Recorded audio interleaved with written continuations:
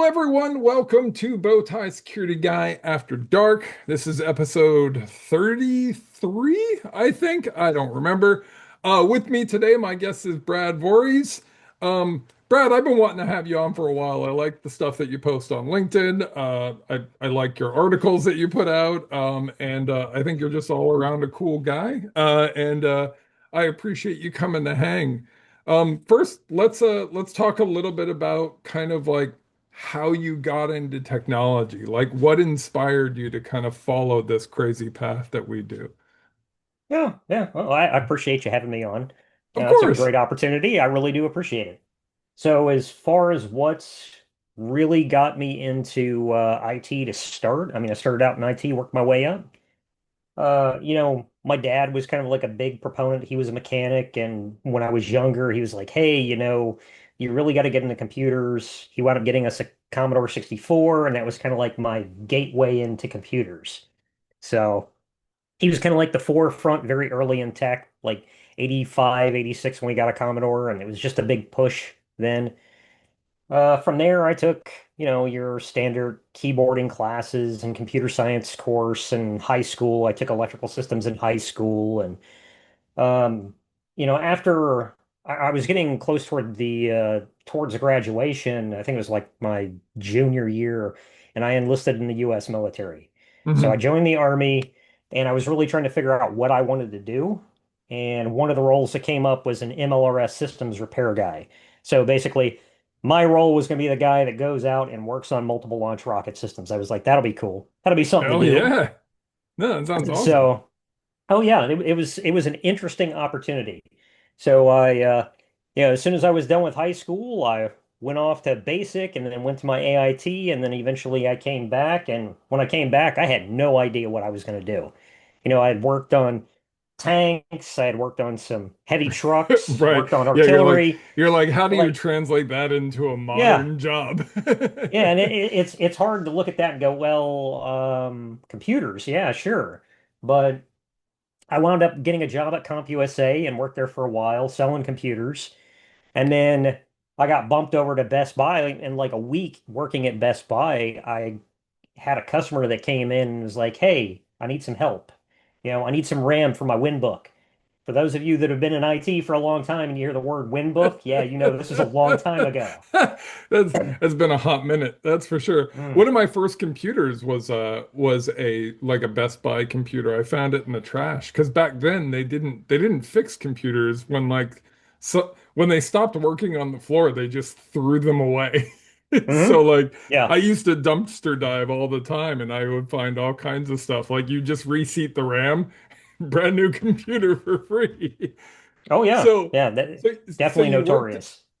so you worked at Best Buy for a bit. You did like kind of some of that stuff. When did you kind of get your first like official IT role? Was that with Jones and Carter, or was that kind of before then? No, that was really my first IT role. I actually got Mhm. hired in from Best Buy by one of the VPs that worked at Jones and Carter. Carlos came in. He was the guy that was talking about, I need memory for my laptop. I don't know what I need to get. And Yeah. I'm like, yeah, sure. And he's like, you have good customer service, skills. Would you mind, coming over here and seeing if you'd like to work for my survey company? And I was like, I don't know. I just started here. I've only been here for about a week, but I guess so. And then I wound up interviewing and getting a role, and I worked at Jones and Carter for almost 8 years. Started Well, out in and help desk. God, Yeah. and that's so I started at the help desk too. Hmm. Respect. Anybody who does help desk time, I feel like we make the best leaders. Because we understand the very core functionality of leadership, which is customer service and taking care of your team, right? It Absolutely it agree. it, it becomes part of your identity when you're within a situation where you're working at a help desk. You exude that kind of behavior. So, and it's so funny that your soft skills and just being a genuinely nice dude is what led to this opportunity because I feel like that's how a lot of people get into technology back in the day. Now, I would Mhm. agree that that's still the way we get in more than ever. Yeah. And I'll Yeah. ask you some questions too about like you're given two candidates. who would you Hmm. hire? And we'll talk about that because I've not had a For hiring sure. manager on the call before. So I'd love to kind of chat with you to kind of you and I can both talk as hiring managers what we look for because I think that'll be really interesting. So you Sure. did that for 8 years. You did a Hmm. bunch of different stuff there, right? Oh yeah. Employee Yeah. management, you were kind of like all of us in IT in that time. You were just like wearing different hats. Like, what am I doing Oh this yeah. week? I'm gonna do something else. And then I see that you moved in as an IT manager into basically working at the Children's Center. How did that Yeah. opportunity even come to play? That was an interesting opportunity. So I was doing some contract work for an MSP, and I went in to go do service for them. They were looking at one of their leads for their marketing was looking at some assistance with some video reproduction equipment. I just so happen to have a little bit of experience with video reproduction. It's primarily back when, you were doing video conversions to like AVI, DivX, and, Windows Media Format, all that stuff. I had experience in it. I was like, hey, I can help out. So I went out there, helped them out, and, they had an opportunity. I applied and I wound up getting the role. It's interesting. I always tell people because I get a lot of people who are like, well, I don't want to apply. I don't have the skills. And I was like, I've never had the skills for any job I've applied for. Yeah, Like, and I get it. It's frustrating, but the reality is if you have an in and if you have a connection, your resume doesn't matter anymore. it's very true. It's no longer a factor. So you did the individual stuff for a long time. You learned technology, I think how a lot of us did who are the more seasoned ilk. Um, Hmm. that where you broke stuff and then you built it again and then you broke it again and then you just kind of kept learning and building. Like when did you kind of get to that point in your career where you really started to see like that career growth and like that potential of what you could actually do. Like, you've done a ton of stuff. Um, Yeah, I mean, f for me, it was kind of interesting because I would think I was probably, it was 16 years thereabouts when I transitioned into security, but it was probably about year 12, year 13 of being in IT. And I had a lot of people that were asking me, how do I get into IT? Because security was still relatively new and not a lot of people were interested or getting into security. It was yeah, one of those things where how do I get into IT? What do I need to do? And I started doing mentoring at that time. It's when I really felt like there was a higher calling for myself to help yep. others out. And that's what really drove me more into focusing. I've got to better my career, but I also have to make sure I'm helping other people. I think that's a big thing for me is like as much as I didn't want leadership, it was something I was called to. It was something where I get more enjoyment out of growing talent and seeing people hit their potential than anything I've ever built in my entire career. Like Absolutely. that ability to affect someone's life and create generational change is something that is just It's amazing. phenomenal. It Oh it yeah, really yeah. is. And that's why Yeah. I mentor and that's why I continue to mentor. That's why I mentor so many people for free just to kind of help people who are struggling because this job market is completely jacked. It's a Hmm. really, really weird situation. And a lot of people are like, oh, there's this cyber shortage and there's this and that. And I'm like, there is no cyber shortage. That is a lie perpetrated by people who are trying to sell you something. Whether it's a college education and a degree that you don't actually need, or whether it's a CERT program that you can kind of spend seven Oh yeah. months and guaranteed six figures, right? I've got this Um, boot camp for you. Oh, dude, Exactly. don't get me freaking started on boot camp. So, like, looking back, kind of, you realize that you had that calling for leadership. A lot of people who want to become leaders, I feel like they want to become leaders because that's a career progression thing, and I think Mhm. that's the wrong reason to become a leader. I agree. It really, so I look at everything through the lens of people, process, data, and technology. Hmm. And you can't do anything, you can't get anywhere. Granted, yeah, there's AI discussions, and that's more on the tech side, but what it really comes down to is the people, your network, the people you work with, the people you work for. Yeah. They are your support structure. They are the ones that you champion and the ones that champion you. you have to understand that, you're not only there to help support and grow your career, not just as a leader, but as a servant to people. And that's always kind of been my philosophy. I'm here to help people. And it really didn't matter if I was in a capacity of an individual contributor or if I was a Nope. leader. Same. We're here to do a job, and that job is to fix things and make things better for others. Yeah. And that's the biggest thing is like if you're that, I always tell people like if I have an engineer who's crazy smart but can't explain to me what he's doing without making me feel like an idiot, and and it's not that they're doing it to be mean, it's that they're just really smart. Hmm. You're gonna want to work with the guy who is more kind of down to earth. You can Yeah. have the smartest engineer in the world, and unfortunately, they're not going to make it very far in their career because they haven't worked on that fundamental important skill that you and I were forced to work on in a customer service centric role for as many years as we both did it, which Yep. is soft skills. Yes, That that absolutely. is that is the pivotal, most important skill you can have. And this is just me, and I'm going to ask you the same question. I will hire someone who is less technical, who has a better personality and has better soft skills than somebody who is actively way more technical who can't explain how good they are. It's funny that it's segueing into specifically around soft skills. Yeah, I 100% agree. And the reality is, if you can talk the talk, eventually you'll be able to walk the walk. If you yeah, can walk the walk, but you can't talk the talk, then it becomes problematic. And I know that from my own personal experience. When I same. started out, phenomenal at tech. I could solve any problem, but I could not talk. I was so introverted. I had such a hard time talking with people. But as I grew and I matured, and I had a very good support structure between my family, my peers, that really opened me up. Getting into security really helped too. Going to college Yeah, helped me as well. I absolutely agree. And in my mentorship program, I started doing studies in the last couple of years looking at what are hiring managers looking for. And the very top skills are communication, writing.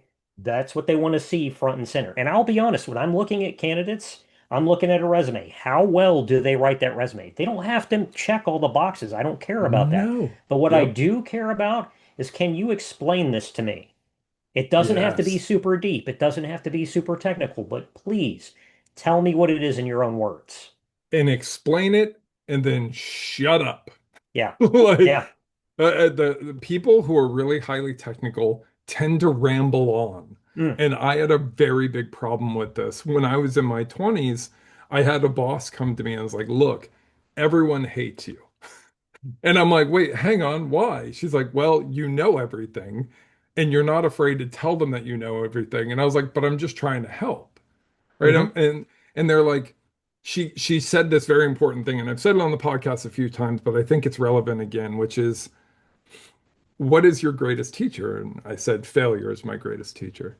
And she said, what opportunity are you taking away from them by answering their question when they didn't ask for your help? Yeah. And it really stuck with me that I was That's taking heavy. away people's ability to fail and actively putting them in a situation where they would stay dumb because I helped them avoid the pothole. As Yep. opposed to the other thing too is, and she goes, not only that, your hubris is astronomical. And I was like, what do you mean? Like, I don't like I have rejection sensitivity dysphoria. So like I always thought people hated me. Turned out it was true. And I was just like, I'm a loser. I'm not good enough. Imposter syndrome like wrecked me when I was younger. And and she goes, no, the fact that you think just because you couldn't do it, they can't. That's hubris. That you don't know what they know, and you don't Hmm. know what they'll be able to accomplish because they have a different skill set than you. And that stuck with me. And it was one of those things where I was just like, oh my goodness. And I went on, I call it my apology tour, where I was like, hey, I'm sorry. I really didn't know. I was honestly just trying to help. So, as much as Brad mentions helping and kind of being that guy who helps out, wait for someone to ask for your Hmm. assistance. Don't assume they want it. Many Yeah. people would rather fail and figure it out than be corrected by a peer. Like, period. And that's something I Yeah. think we probably both had to learn, where someone's like, Oh hey, yeah. bro, I wasn't asking you for help. I was Yeah. just venting. I have been there personally and I've felt that pain before. It's a Yeah. little there's a little sting to it, but then you also have to, have a little humility and go, okay, yeah, Yeah. I understand. It is what it It, is. it, It's a good life lesson. and it is, and it's not malicious and it's not mean. Mm-mm. It's not that they literally are just trying to help you understand. And for someone like me, I have autism and ADHD, so it's like I humans confuse the hell out of me, and I've spent my whole life studying human behavior and the way people talk, the way people their vocal cadence, body language. I've studied it extensively so I could have a better understanding of when I was being rude or when I was being successful in my kind of conversation traits. Um, for you, what do you think is one of the obviously failures your best teacher? I think all of us who've been doing this for a while, but what is that one piece of advice that somebody gave you that's kind of resonated and stuck with you? So the one piece of advice that has stuck with me my entire life, I when I was in school and I screwed up royally and I made a lot of mistakes. And my dad pulled me to the side. He's like, look, you know what you need to do. And I looked at him and I was like, yeah. And he says, you do what it is that you need to do. You're given a set of instructions, you follow the instructions. Do what it is that you need to do. If you do Yeah, that, even if you fail, you're successful. And to this day, I've talked to my dad about that. It's the exact same thing. Now, every single time I look at a situation, I get frustrated, I get angry, I think about all the problems that are, coming around, and then I think back to what my dad had said to me before about do what it is that you need to do. That will help you be successful even if you fail. yeah, And I take that to heart. And that is a very, very true statement about everything that we do, regardless of what role we're in. yeah. Do what it is that you need to do. Now let's talk about the job of security itself. Like the schools tote it as this like amazing career where you're constantly learning, constantly doing amazing things. And television and media, talks about how great it is and how it's a constantly evolving field. And while all of that is true, what are your thoughts on kind of the job, like in a job that you, let's say when you were an engineer in one of your previous roles, like Sure. how quickly did it take you to get bored because you were doing the same crap every day? I mean, I'll be honest, the repetitiveness of a lot of those tasks, it does drive you nuts. It, The opportunity to touch yeah, something new, like you don't quite get that in every single role very frequently. no, it's And you will pretty do like rare. you'll be doing the same thing over and over and over. And personally, not only do I hate doing the same thing over and over and over again, but I really hate the way that it's done. I look at a process and think, there's a better way to do this, so I'm not wasting as much time, so I can go find something else to do. Yeah, And I think that's one of the differentiators that I've personally had is I've looked at as I was doing a process, I'm documenting that process and I'm looking about how I can optimize the process, make it more efficient, somehow automate that process if possible, and then move on to whatever it is that I can do next. yeah. But, it being in security, that is really kind of a crux that we have to deal with is there's a lot of consistent processes, auditing, 100%. logging, monitoring, deploying, installation, configuration, management. It all is the same. But I mean, it's And all been the it's same since IT too. and it has, right? And Mhm. that's the thing I want to hit home with. Like, if you're looking for a constantly changing, constantly evolving field, yes, you have to learn things, you have to be involved, you have to read security news, you have to stay abreast of the latest threats.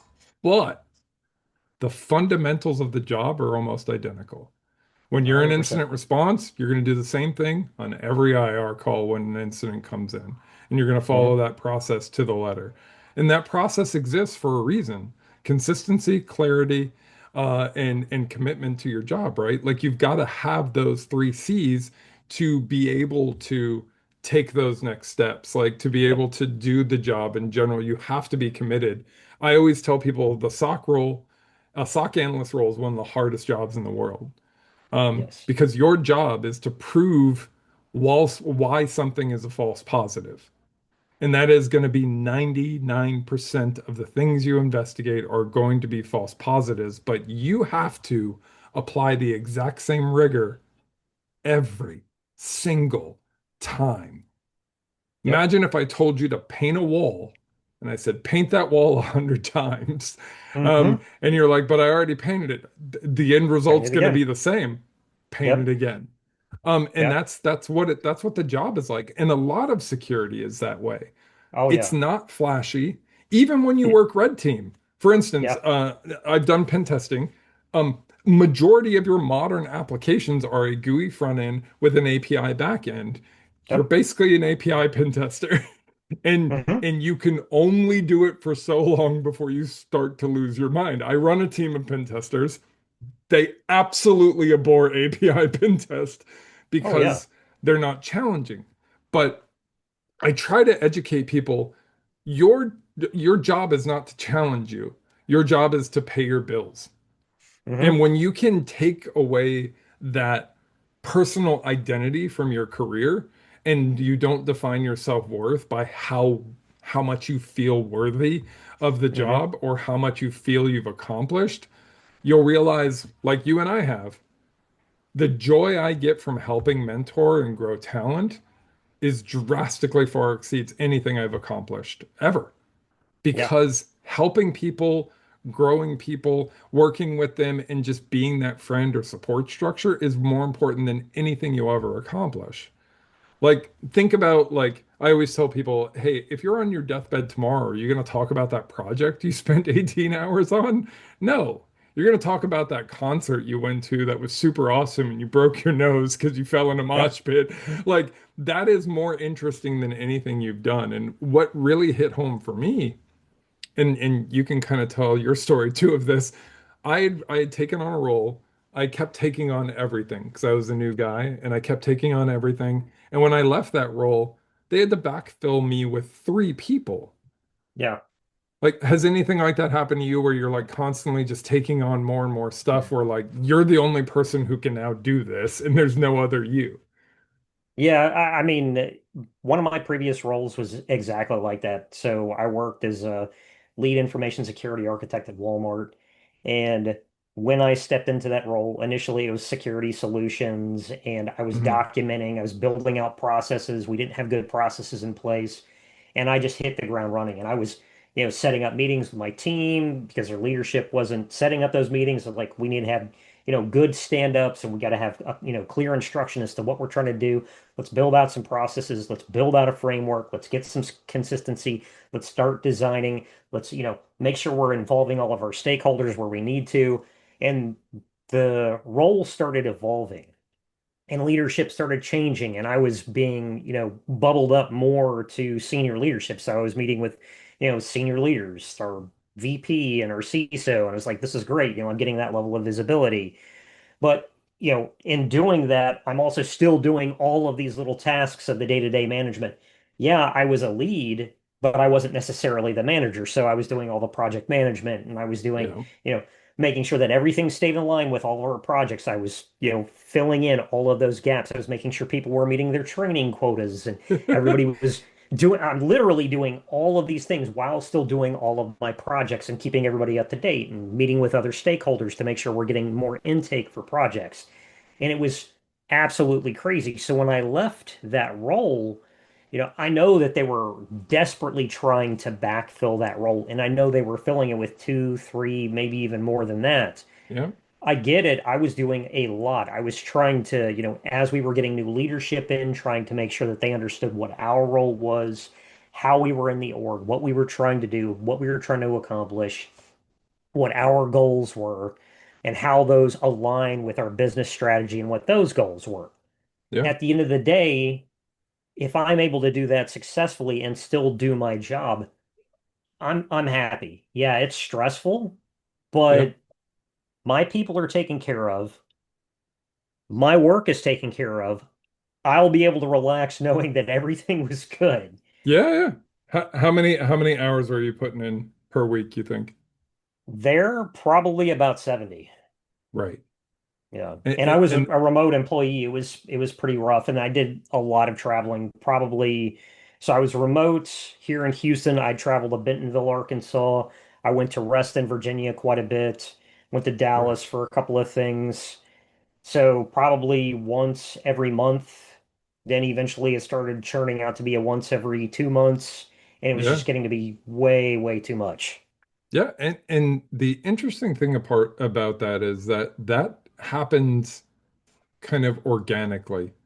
Hmm. Whenever you're a person who goes above and beyond, you're a person who gets a lot more work. And what Brad didn't mention is that there were literally other bosses that he is now outshadowing, and he is not going to get any raises. He's not going to get anybody backing him up. It's going to be even harder for him to move because he's put like the right people are seeing him at the highest levels, but now he's Yeah. created a bunch of managers who are bitter and pissed off. I did the exact same thing Yeah. because I took on so much. Everyone's like, "Well, you're making us look bad," and I'm like, "So you want me to do less?" Like Yeah. I I'm, don't work that yeah, way. I mean, come yeah. on. I'm sorry. I'm used to working myself to death because my ADHD needs a dopamine hit, and this is new and fascinating to me. So that's I think this field attracts that type of personality. I agree. And when you're one of those people who constantly works, and I think you and I are both those types where we're not going to stop. Like unless we're dead, we're still going to be working on something. Yeah. Um, because there's this passion and drive to continue to better ourselves and to continue to challenge the status quo, to make things better, not just for us, but for everyone around us, Hmm. right? Like, and that's one of the things that I think a lot of leaders are missing. Like, I always say that I learn more from bad leaders than I've ever learned for good ones. Yeah. What I'd have about to you? Like, agree. what's your, yeah, like, Yeah. I mean, I've seen throughout, my 26 years working in IT and IS, I've seen a lot of very, very horrible leadership. And if anything, as a leader, it has driven me to have a lot more empathy for the people around me, yes, be for sure. incredibly humble, but also understand that there is not just one way to do things. You have to communicate and you have to understand everyone's perspective. Yeah. When I was younger, I took it for everything with blinders and I'm just going, trying to get tasks done, and that's great. Yeah, yeah. But, as you start picking up leadership roles and you're listening to the people around you, and you have to understand, you have to have that sympathetic ear and understand they have a lot that's going on. It's not just the things that they're doing at work, but it's also the day-to-day Oh man. stresses and Oh, things. Those all impact us even when we're working. We try not to think yes. about it. We try and stay focused, but we have to take that into consideration, and that deeply impacts our staff. I try to take a lot of what I've learned from these absolutely terrible managers. Not all of them have been bad, but a lot of them have been, and use that to be a better person and be a better manager. Mhm. Yeah. And I think that's key, right? Is Mhm. really being humble, I think is huge. And not just like a false humble, like actually Mhm. knowing you literally mean nothing. Yeah. Like your job is there to support your team and to make Yeah. them as successful as humanly possible. I Um, would rather take the heat and fail myself than see my teams fail. Every time, dude. Every Yeah. time. I mean the reason that I lost my previous gig at the House of the Mouse was I wouldn't let my team go. Hmm. I wouldn't let them take the hit, right? Yeah. And that was really important to me. And I'd never been in a position where I had to think about making those decisions. Um, and it was a no-brainer because I couldn't have looked myself in the mirror if I didn't do everything in my power to keep their jobs. Exactly. Yeah. Like, and That's the one thing that hits me really hard is I've got to think about at the end of the day, they're people just like I am. They have yeah. families they need to take Oh care my of. God. Even The when last I, thing I would I would be Yeah. more than happy to lose my job if I made sure that my staff were supported. I can E- find another job, you Even know? if I laid off a guy who wasn't doing his job, I still am devastated. Oh yeah. Like I know the impact it's going to have to their family. I know the impact Mhm. it's going to have to their jobs prospects, and I feel horrific even though it's their fault entirely and I'm Yeah. not going to I still feel awful and I think a lot of leaders are so focused on being a boss and being in Yeah. charge that they forget what it is to lead. Hmm. And they forget those very pivotal things like humility, empathy. And Yes. I joke with somebody, I was having a mentor conversation with somebody today who's a new leader. And I was like, how do you know your team is successful? He's like, well, that this person is doing more than everybody else. And I was like, is that successful or is that your failure? And he's like, I I don't know. And I was like, why is he doing so much more than everybody else? That's a question you need to ask. Is it because he's just Hmm. jumping on everything? Or is it because he is jumping on everything and then taking away the ability for the other people to learn the thing that he's jumping on? Do you have a situation like in the Phoenix Project where you've got a Brent who's just constantly getting in the way of things? Um, that may be the reality, but a lot of times leaders don't take a moment to ask themselves why. When things are working, they're just like, oh, it's working. What does it matter? It And does that, matter. oh my gosh, man, does it? And it's so critical to servant leadership that you understand not only that your people are people, but the shit that happens to them outside of work can Hmm. drastically affect how they perform. Yes. And your job is not to come down on them. Your job is to be empathetic, to Yeah. understand, to give them the time to recover, and to take a step back because in the end, we're not curing diseases. We're stopping, attackers and things of that nature. I always like when I would join an incident bridge and everything would be on fire, and I'm like, is someone dying? And they'd be like, what? No. And I was like, cool. Now that we've established that, let's all take a breather. It's like, we'll be okay. We'll get through this. So for your career, as you've kind of moved into that senior and executive role, um, I've been in the executive space now for a few years.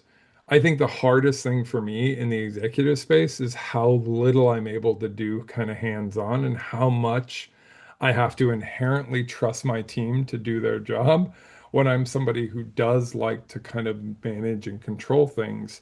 Was that a hard transition for you to kind of change that mindset of kind of being the guy in the trenches, so to speak? Well, to be honest, I still keep myself in the trenches. It's not, just a matter of knowing my team and knowing process and Hmm. understanding how things are. But it's, my personal ego. I have to at least understand what it is Understand. that Yep. I'm doing, that my team is doing, and I'm not trying to take work away from them. I really want to know what they're doing because the Yeah, last yeah. thing I want to do is go talk to senior leadership and say, "Hey, it's X, Y, and Z," and I don't know Yes. shit about what I'm talking about. Yeah, well, that's huge. That's bad. Yeah, I call it hoverboat leadership. I Hmm. want to be able to jump down in the water with you, but I want to be able to get out pretty quickly too. Like, it's like I don't want to get in the weeds. I want to pull your ass out and go, "What are you working on? All right, that makes sense. Let's talk about it for a little bit. Cool. Go back and do your thing." And then, Hmm. head off on my hoverboat. The biggest thing is like you don't want to stay too deep in the weeds because, like you said, Yeah. it'll undermine your team. But you also don't want to be so complacent that you don't understand what they're doing because Yep. it will not allow you to represent your team appropriately. Exactly. Or, in the worst case, which you and I have dealt with probably hundreds of times, your leader will make promises that you cannot cash. Yes. Yeah. And working with senior leadership, I have to be very explicit on what our capabilities are and what our capabilities aren't. Yep. Very, very clear about that. Because if we're not clear about that and they hear something, see something, know something, that can get out of hand very quickly and that can become incredibly costly, not just from a monetary perspective, but specifically from a time perspective, man Yeah. hour perspective. Last thing Yep. I want to do is force my team, my staff members to do a jump through a bunch of hoops because someone had the wrong impression about a piece of software. Bingo. Yeah, or that you didn't represent it appropriately and gave incorrect Yes. timelines because now you know what you're doing. You're rolling your sleeves up and you're getting into it too because you're taking that hit with them.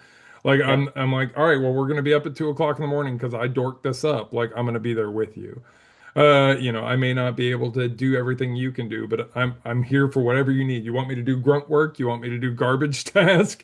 I got you. You want me to do some QA? That's fine, man. Whatever you need, I'll be there. And I think that type of mentality and that type of servant leadership really resonates with people because most people never get that in their career. Yeah. Yeah. Like I've had maybe two or three in 20 years who were that way. And I still remember them. I'm still friends with them. Hell, I got invited to one of my employees' weddings. He hasn't worked for me in almost a decade. Like, Yeah. that's the type of relationships you want to make with your team, and that's the type of things that you want to do. But Brad, man, I Absolutely. appreciate you coming to hang out. I appreciate your insights. Hopefully, people learn some stuff. Um, that's all I got, man. I appreciate you for coming Cool. to hang out. Oh, sure. Anytime. Yeah. Anytime you want to do this, just let me know and get a couple of beers. We'll kick back and shoot the shit. Hell yeah, brother. Thanks, man. Good luck Thanks, out Rob. there. Thanks. You too.